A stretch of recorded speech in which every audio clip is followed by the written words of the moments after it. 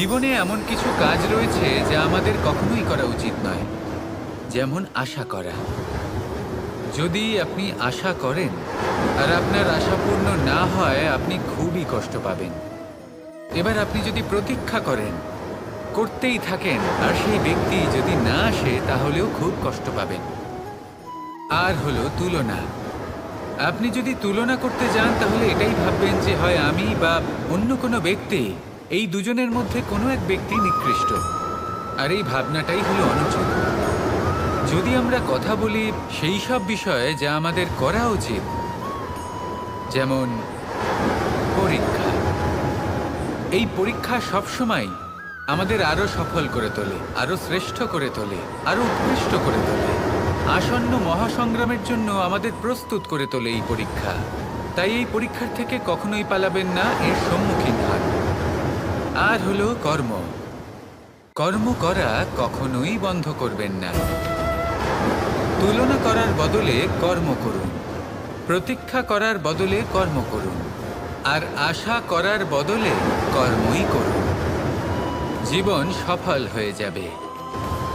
দেখুন, সবার শেষে সত্যি বলতে এই কর্ম আর এই পরীক্ষা, এই দুই আমাদের জীবনকে সুখী করে তুলতে পারে।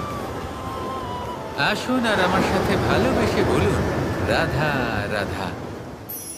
ধন, সম্পত্তি, এগুলো আসলে কি? এগুলো শুধু সেই মূল্য যার দ্বারা আমরা কোনো কিছু অর্জন করতে পারি। এবার এই ধনের দ্বারা এই সংসারে অনেক কিছু লাভ করা সম্ভব, কিন্তু সেই সব কিছুই শুধুমাত্র ভৌতিক বস্তুই হবে, ভৌতিক সামগ্রী, ভৌতিক সুবিধা।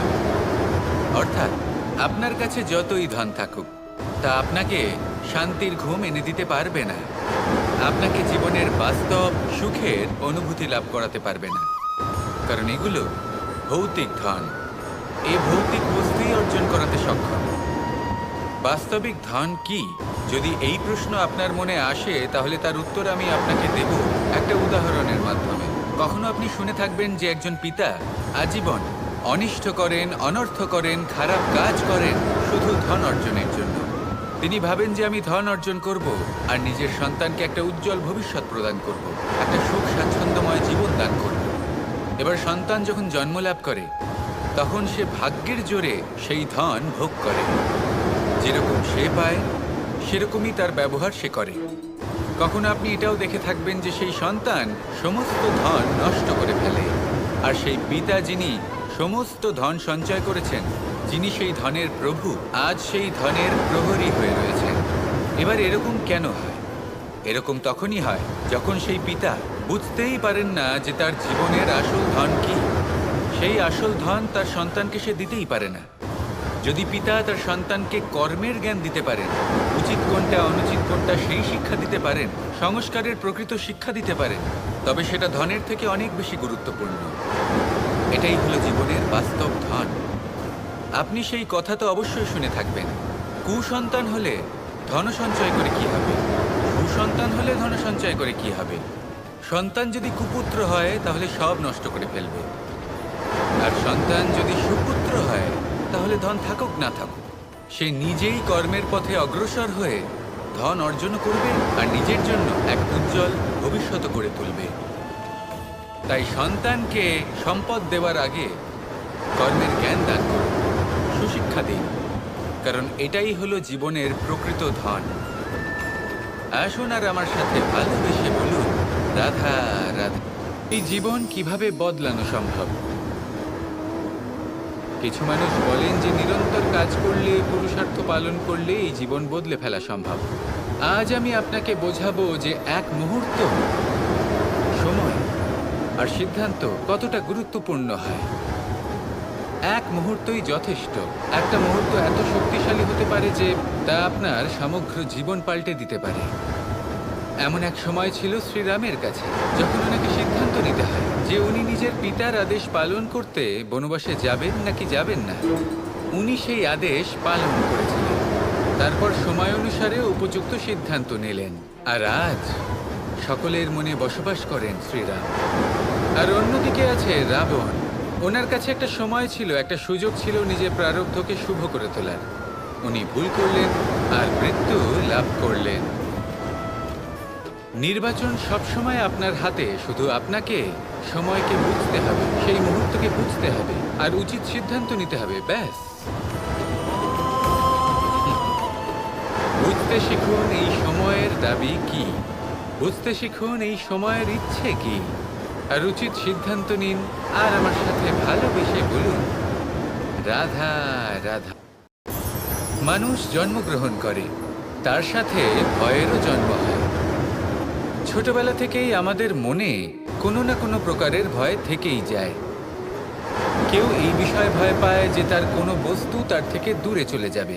কেউ এই বিষয়ে ভয় পায় যে আমি নিজেকে হারিয়ে ফেলব। কেউ এই ভেবে ভয় পায় যে আমার প্রিয়জনেরা তারা যেন আমার থেকে দূরে না চলে যায়। কেউ এই ভেবে ভয় পায় যে আমরা যেন পথ না হারিয়ে ফেলি, আদি ইত্যাদি। কিন্তু সত্যি কথা বলতে, ভেবে দেখুন এই ভয় বাস্তবে কি?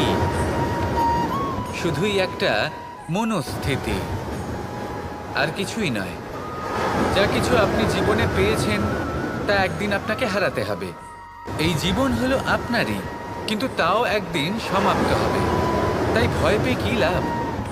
এই ভয় শুধু আপনাকে জীবনযাপন করা থেকে বাধা দিচ্ছে, আর কিচ্ছু নয়। পথ হারিয়ে ফেললেই বুঝতে পারবেন যে নতুন পথ কিভাবে বানাতে হয়। কিছু মানুষকে জীবন থেকে হারালে তবেই আপনি বুঝবেন যে আপনার আপনজনকে। এই ভয়ের কারণে ভীত হয়ে থাকবেন না। এই তারা নক্ষত্র অন্ধকারের অভাবে গুরুত্ব হারায়। শিবকেও মহাদেব হওয়ার জন্য বিষপান করতে হয়েছিল। প্রত্যেক পরিস্থিতি, প্রত্যেক সাফল্য আপনার পরীক্ষা নেবে, তাতে উত্তীর্ণ হওয়া হলো আপনার কর্ম। যখনই আপনি ভয় পাবেন বা সংকটের সম্মুখীন হবেন, তখন সাহসের সাথে তার সম্মুখীন হন। মনে রাখবেন, যে সম্মুখীন হতে জানে, সাফল্য তার সাথে সবসময় থাকে।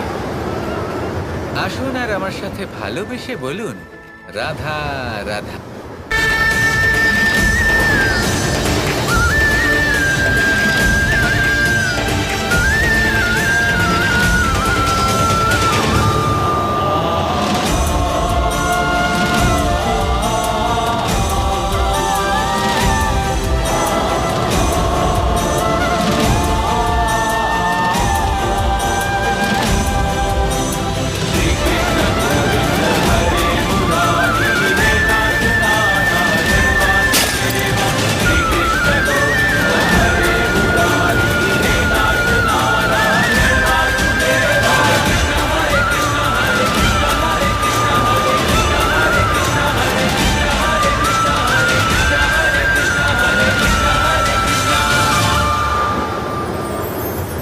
বুদ্ধি আর বিবেকের পার্থক্য কোথায় তা নিয়ে এই সংসার অনেক কিছুই ভাবে।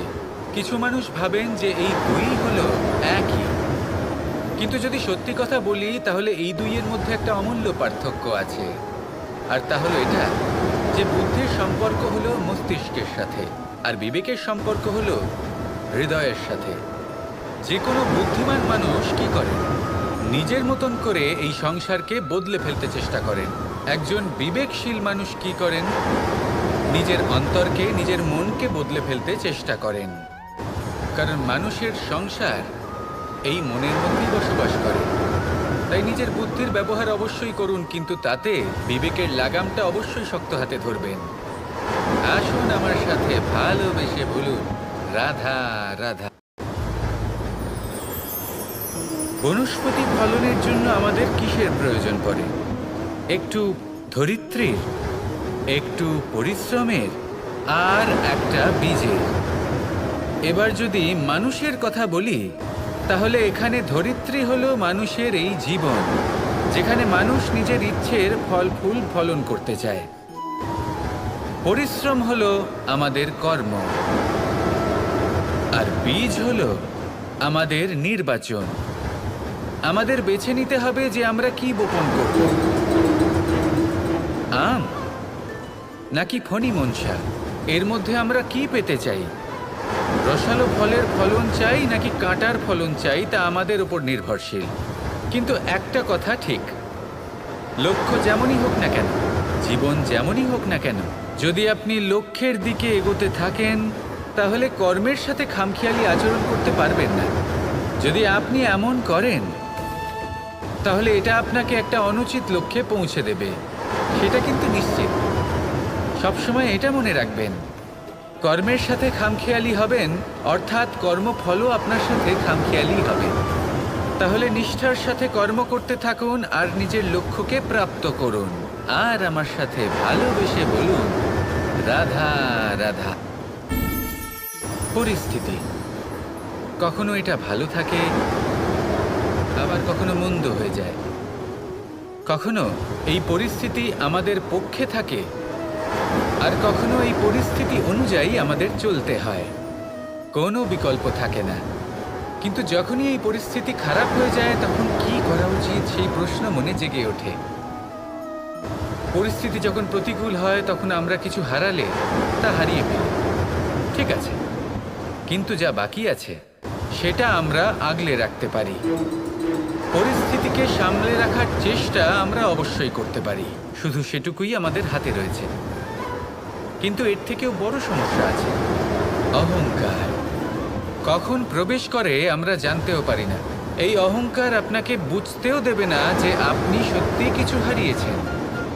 আপনার কিছুই যাবে আসবে না।